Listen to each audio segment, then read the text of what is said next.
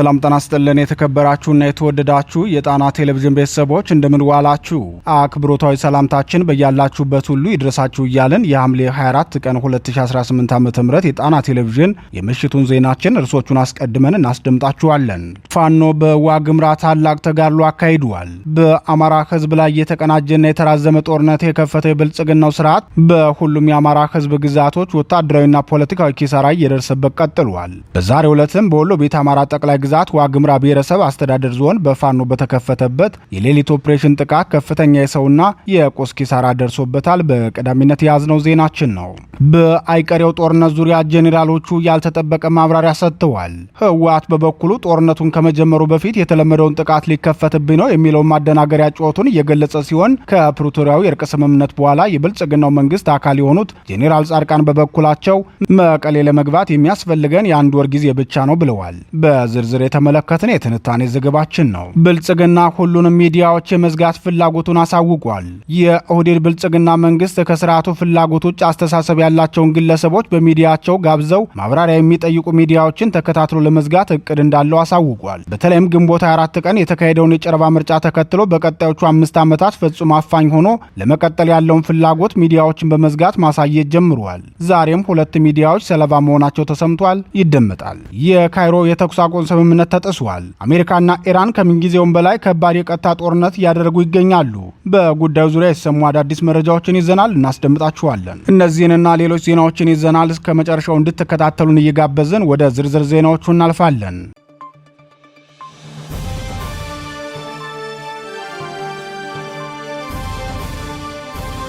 የፋኖ ታላቅ ተጋድሎ በዋግምራ በአማራ ሕዝብ ላይ የተቀናጀና የተራዘመ ጦርነት የከፈተው የብልጽግናው ስርዓት በሁሉም የአማራ ሕዝብ ግዛቶች ወታደራዊና ፖለቲካዊ ኪሳራ እየደረሰበት ቀጥሏል።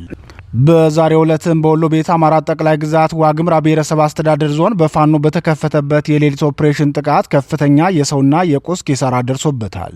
የአማራ ፋኖ ብሔራዊ ንቅናቄ ወሎ ቤት አማራ አፄ ምኒልክ ዕዝ 303ኛ ሳምነው ኮር ያካሄደውን ተጋድሎ አስመልክቶ የዙ ህዝብ ግንኙነት መምሪያ እንደገለጸው ከ20 በላይ የብልጽግናው ሰራዊት ከጥቅም ውጭ መሆኑን ተናግሯል።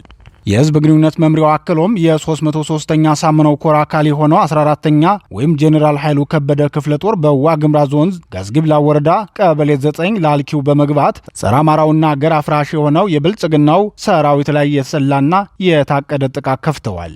በተከፈተ የተጠናከረ ሽምቅ ውጊያና ተስቦ በመግባት በተፈጸመ ጥቃት የጠላት ሰራዊት ከተኛበት ምሽግ ላይ የማያዳግም እርምጃ በመውሰድ ከፍተኛ ድል ተቀዳጅተዋል ብለዋል። የሽምቅ ውጊያው ከሌሊቱ 6 ሰዓት እስከ ንጋት 11 ሰዓት የተከናወነ መሆኑን የገለጸው የዙ ህዝብ ግንኙነት መምሪያ ውጊያው የተካሄደው ልዩ ቦታው ገበያው ሰፈር ወይም በተለምዶ ጊዮርጊስ ትኩ ተብሎ ከሚጠራው ተራራ ላይ መሽጎ በነበረ የጠላት ኃይል ላይ ነው። በሽምቅ ከማጥቃት ሙሉ በሙሉ መሽጉን በማስለቀቅ በአገዛዙ ላይ ሰብአዊና ቁሳዊ ኪሳራ ያደረሱበት ሲሆን በተጠናከረው የሽምቅ ውጊያም ከ17 በላይ ጠላት ኃይል እርምጃ ሲወሰድበት 4 ደግሞ በፋኖ ቁጥጥር ስር ውለዋል። ቁሳዊ ምርኮውን በተመለከተ ደግሞ 9 ጥቁር ክላሽንኮቭ፣ 1500 የብሬን ተተኳሽ፣ 725 የክላሽ ተተኳሽ፣ ኤፍ1 የእጅ ቦምብ፣ የወገብና የደረት ትጥቅ ለፋኖ ገቢ ሆነዋል ሲል አስታውቋል።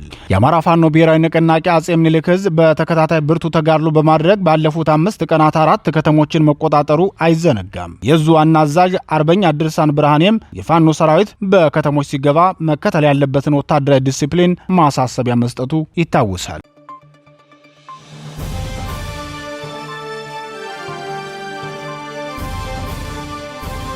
በአይቀሬው ጦርነት ዙሪያ የጄኔራሎቹ ያልተጠበቀ ማብራሪያ።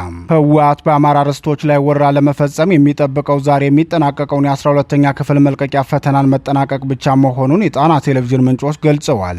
ሆኖም ጦርነቱን ከመጀመሩ በፊት የተለመደውን ጥቃት ሊከፈትብኝ ነው የሚለውን የማደናገሪያ ጩኸቱን እየገለጸ ሲሆን ከፕሪቶሪያው የእርቅ ስምምነት በኋላ የብልጽግናው መንግስት አካል የሆኑት ጄኔራል ጻድቃን በበኩላቸው መቀሌ ለመግባት የሚያስፈልገን የአንድ ወር ጊዜ ብቻ ነው ብለዋል። አዲስ አበባ ለመግባት አሻጋሪ ኃይል አደራጅተናል ሲሉ የነበሩትና የብልጽግናውን ስርዓት ግብዓተ መሬቱን ለመፈጸም ብቁ ኃይል ማደራጀታቸውን ገልጸው የነበሩት የህወሓቷ ዋና ጸሐፊ ወይዘሮ ፈትለወርቅ 8 እዝ የጠላት ሰራዊት በትግራይ ድንበር ተከማችቷል ሲሉ ተናግረዋል። የህወሓቱ ወታደራዊ ቃል አቀባይ ኮሎኔል ገብረ እግዚአብሔር ገብሩ በበኩላቸው ብልጽግና ወረራ ሊከፍትብን ነው በማለት መናገራቸው ተሰምቷል። ህወሓት ታጣቂ ቡድኑን ከትግራይ ክልል ውጭ በአማራ ክልል ራያ አላማጣና ከዚያም አሳልፎ ወደ ቆቦ ቀጠና ያስጠጋ ቢሆንም ወይዘሮ ፈትለወርቅ ግን 8 እዝ የብልጽግና ሰራዊት ከትግራይ ክልል ተከማችቷል ሲሉ ያቀረቡ ክስ የድርጅታቸውን የተለመደ የማጭበርበር መንገድ ያስታወሰ ነው ተብሏል። እኛ ተጋሮች ለሺህ ዓመታት ወርቃማ ታሪክ እየሰራን ህልውናችንን አስጠብቀናል፣ በፍጹም እዚህ ደርሰን አንሰበርም ሲሉ የገለጹት የህወሓት ጽሕፈት ቤት ኃላፊ ወይዘሮ ፈትለወርቅ ገብረ እግዚአብሔር ወይም ሞንጀሪኖ ብልጽግና የትግራይን ህዝብ ለማጥፋት እየሰራ ነው፣ ህልውናችን የሚረጋገጠው በብልጽግና መቃብር ላይ ነው። የፕሪቶሪያውን ስምምነት ስንፈርም የጦርነትን አጥፊነትና የሰላምን ትርጉም ተረድተን እንጂ ስምምነቱ ጉድለት የሌለው ሆኖ አይደለም።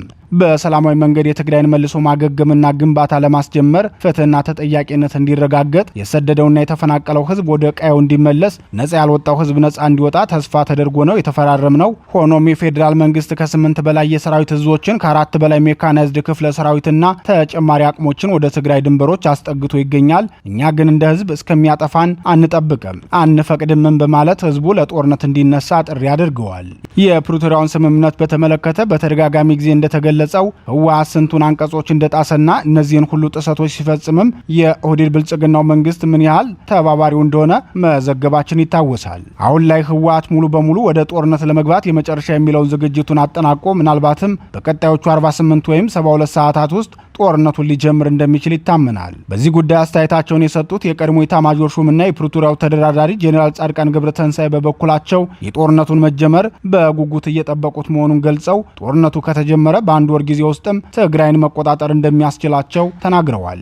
ትግራይ ክልል ውስጥ ህወሓትን አበጀና የሚለው የለም የሚል አመለካከት እንዳላቸው የተናገሩት የራያ ቢራ አክሲዮን ማህበር መስራቹ ጄኔራል ጻድቃን በአንድ ወር ልንገባ እንደምንችል ትልቅ ተስፋ አለኝ፣ ምክንያቱም ህወሓት በፖለቲካ ተሸንፏል፣ ኃይላችንን መሰብሰብና መምታት ብቻ ነው የቀረን በማለት የብልጽግናው መንግስት ሁሉን አቀፍ ድጋፍ የሚሰጣቸው ጄኔራል ተናግረዋል። በሌላ ዜና በትግራይ ክልል አስገዳጅ ወታደራዊ ምልመላን በመስጋት ወደ ትግራይ ክልል መመለስ ያልቻሉ የአዲስ አበባ ዩኒቨርሲቲ ተማሪዎች ክረምቱን በግቢው ውስጥ ለማሳለፍ ፈቃድ ማግኘታቸው ታውቋል። በአዲስ አበባ ዩኒቨርሲቲ ትምህርታቸውን ሲከታተሉ የቆዩ የትግራይ ክልል ተወላጅ ተማሪዎች በትግራይ ክልል ባለው ወቅታዊ ሁኔታና አስገዳጅ ወታደራዊ ምልመላ ስጋት ምክንያት ወደ ክልላቸው መመለስ ባለመቻላቸው ክረምቱን በዩኒቨርሲቲ ውስጥ እንዲያሳልፉ ተፈቅዶላቸዋል። ዋዜማ ያነጋገረቻቸው ተማሪዎች እንደገለጹት ጥያቄው መጀመሪያ ላይ በዩኒቨርሲቲው በኩል ተቀባይነት አጥቶ ለሳምንታት የቆየ ቢሆንም ከጊዜያት በኋላ ግን በትምህርት ሚኒስቴር ውሳኔ መፍትሄ ሊያገኝ ችሏል። ተማሪዎቹ ወደ ትግራይ ላለመመለስ የወሰኑበትና አዲስ አበባ ውስጥ ለመቆየት የተገደዱበት ዋነኛው ምክንያት በብልጽግናው መንግስትና በህወሓት መካከል እየተካረረ የመጣውን ውጥረት ተከትሎ ሊከሰት የሚችል ጦርነትና ተያያዥ የደህንነት ስጋቶች ናቸው።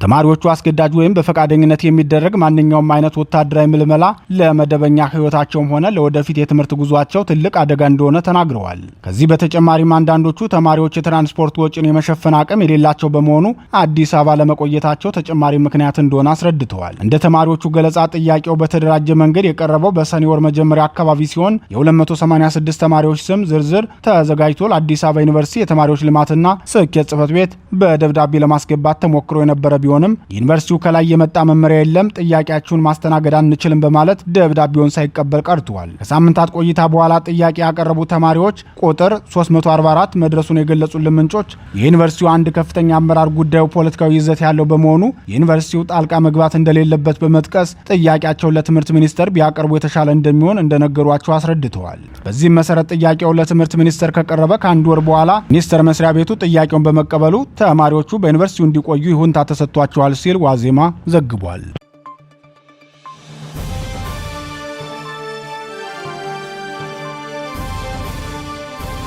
ብልጽግና ሁሉንም ሚዲያዎች የመዝጋት ፍላጎቱን አሳወቀም። የኦህዴድ ብልጽግና መንግስት ከስርዓቱ ፍላጎት ውጭ አስተሳሰብ ያላቸውን ግለሰቦች በሚዲያቸው ጋብዘው ማብራሪያ የሚጠይቁ ሚዲያዎችን ተከትሎ ለመዝጋት እቅድ እንዳለው አስታወቀ። በተለይም ግንቦት 24 ቀን የተካሄደውን የጨረባ ምርጫ ተከትሎ በቀጣዮቹ 5 ዓመታት ፍጹም አፋኝ ሆኖ ለመቀጠል ያለውን ፍላጎት ሚዲያዎችን በመዝጋት ማሳየት ጀምሯል። በዛሬው ዕለትም የአፍሪካ ሬኔሳንስ ቴሌቪዥን፣ አርቲስት ቲቪ እና አዱ ሬዲዮ የተባሉ የሀገር ቤት ሚዲያዎችን ማስጠንቀቂያ ሰጥቷል። ቀደም ሲል የጀርመንና አሜሪካ ድምፅ ሬዲዮ ባለሙያዎችን ፈቃዳቸውን ከመከልከል ጀምሮ ሌሎች የነጻው ፕሬስ ሚዲያ ባለሙያዎችን እያፈነ ሲሰውር መቆየቱ ይታወሳል። ይህን ድርጊት ተከትሎ አስተያየት ሰጪዎች የብልጽግናው ሊቀመንበር ወደ ስልጣን በወጡበት ወቅት የገቧቸውን ቃሎች ሁሉ በማጠፍ በሁሉም መልኩ አፈናውን እንደቀጠሉበት ተናግረዋል። ወደ ስልጣን እንደወጡ ሳናጣራ እናስርም፣ የፕሬስ ነጻነት የሚከበርባት ሀገር እንፈጥራለን፣ ሁሉም አመለካከቶች አይገደቡም፣ የኢህአዴግ ስራ አስፈጻሚ ስብሰባ ጭምር በቀጥታ የቴሌቪዥን ስርጭት ያገኛል በማለት ተናግረው የነበሩት የብልጽግናው ሊቀመንበር ቆይተው ግን ጽድቁ ቀርቶ በወጉ በኮነነኝ አስብለዋል። ከፍተኛ ጭቆናና አፈናን መጫንን ቀዳሚ መንግስታቸው ባህሪ ያደረጉት የብልጽግናው ሊቀመንበር ዛሬም ሁለት መገናኛ ብዙሃንን ከባድ ማስጠንቀቂያ በመስጠት አይነኪ አምባገነን የመሆን ህልማቸውን አሳይተዋል። የብልጽግናው የመገናኛ ብዙሃን ባለስልጣናት እነዚህ ሁለት የሚዲያ ተቋማት ህግና የሙያ ስነ ምግባርን አላከበሩም በሚል ፍረጃ አሐዱ ኤፍኤም 94.3 እና አርትስት ቴሌቪዥንን የመጨረሻ ማስጠንቀቂያ መስጠቱን አስታውቋል። ባለስልጣኑ ባወጣው መግለጫ የሰጣቸውን የይዘት ግዴታዎች በመተላለፍ ለተከታታይ ጊዜ ያልተረጋገጠ ሚዛናዊ ያልሆነ እንዲሁም የህዝብን ጥቅም የሚጎዳ መረጃ በማሰራጨታቸው የመጨረሻ የጽሁፍ ማስጠንቀቂያ በባለስልጣኑ ተሰጥቷቸዋል ብለዋል። ይህን የብልጽግናውን ተቋም ውሳኔ አስመልክቶ ምሁራን ሲናገሩ እነዚህ ሁለት ሚዲያዎች አገሪቱ ውስጥ ካሉት ሚዲያዎች በተወሰነ መልኩም ቢሆን ለህዝብ የቀረቡ ስለሆኑና የህዝቡን ብሶት በመጠኑ የሚያስተጋቡ በመሆናቸው ነው ውሳኔ የተላለፈባቸው ሲሉ ይናገራሉ። የብልጽግናው መንግስት ከዚህ በፊትም በአርትስት ቴሌቪዥን ይተላለፍ የነበረውን ጦቢያ ግጥምን በጃዝ የተባለ ፕሮግራምን ከመከልከሉም ባለፈ ፕሮግራሙ በአገር ቤት እንዳይካሄድ እቀባ መጣሉ አይዘነጋም። የብልጽግናው ሊቀመንበር ወደ ስልጣን በወጡበት የመጀመሪያዎቹ ዓመታት አማካሪዎቻቸውንና ወታደራዊም ሆነ ፖለቲካዊ ካድሬዎቻቸውን ጨምሮ አልፎ አልፎ ራሳቸውም በጦቢያ የግጥም ምሽት ላይ በመገኘት ተሳታፊ እስከመሆን ደርሰውም ነበር። ሆኖም በሂደት የብልጽግናው ስርዓት የሚፈጽመውን ስርዓታዊ ነውረኝነት በጥበብ እየተዋዛ መቅረቡን ተከትሎ ምንም አይነት ትችት መስማት አልፈልግም፣ ትችት ኔጌቲቭ ኤነርጂ ነው፣ እኛ ብልጽግናዎች ደግሞ ለትችትና ለብሶት የሚሆን ጊዜ ሊኖረን አይገባም በሚለው መርሃቸው መሰረት ፕሮግራሙ በቴሌቪዥኑ እንዳይተላለፍ መከልከላቸው አይዘነጋም። ባለፉት 8 ዓመታት በኢትዮጵያ የሐሳብ ገለጻ ላይ ተደጋጋሚ እቀባ የጣሉት የብልጽግናው ሊቀመንበር በአጠቃላይ ከ80 በላይ ጋዜጠኞችን እንዲሰደዱ አድርገዋል። በርካታ ሚዲያዎችም ስርጭታቸውንም ሆነ ህትመታ ቸውን እንዲያቋርጡ ያደረጉ ሲሆን አሁን ደግሞ በንግድ ሚዲያነት የተመዘገቡትን ቴሌቪዥንና ሬዲዮ ጣቢያዎችንም ለመዝጋት ያሳዩት አምባገነንነት ቀጣዮቹን ጊዜያት ምን ያህል አስከፊ ሊሆኑ እንደሚችሉ አመላካች ነው ተብሏል።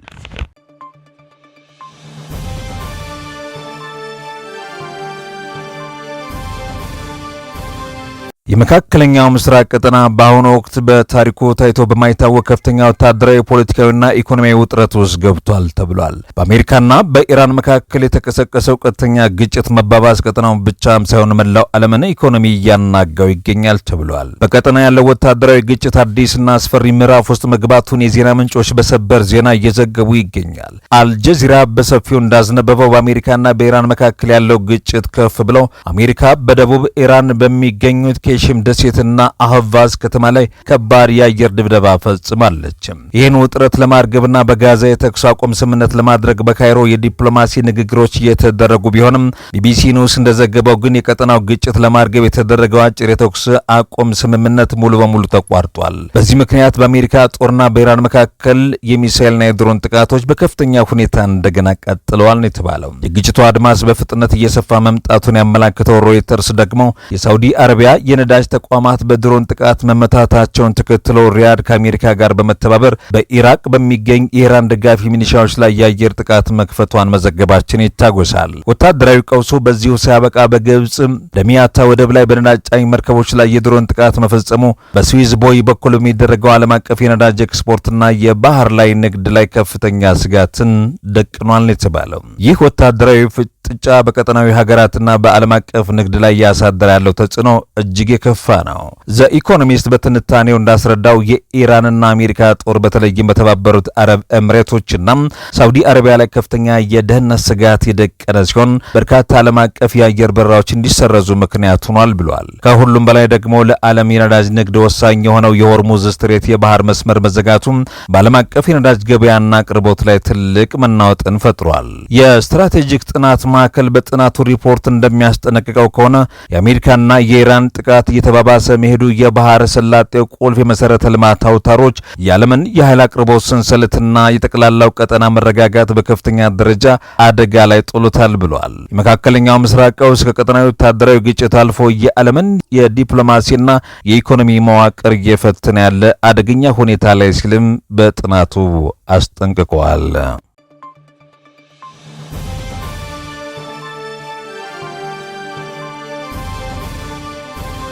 የተወደዳችሁና የተከበራችሁ የጣና ቴሌቪዥን አድማጭ ተመልካቾቻችን የሰዓቱ ዜናችን የተከታተላችሁትን ይመስል ነበር። ምርጫችሁ ስለምታደርጉን ከልብ እናመሰግናለን። ተሰናበትናችሁ። ጤና ይስጥልን።